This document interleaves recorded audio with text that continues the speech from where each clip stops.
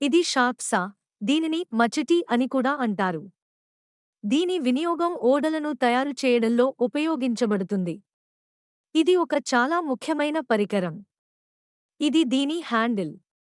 సా యొక్క బ్లేడ్ను హ్యాండిల్లో స్క్రూ సహాయంతో గట్టిగా ఉంచుతారు.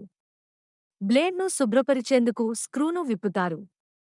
షార్ప్ సా బ్లేడ్ను దారువును కత్తిరించడానికి లేదా ఓడల సీకు, చెక్క కత్తిరించడానికి ఉపయోగిస్తారు.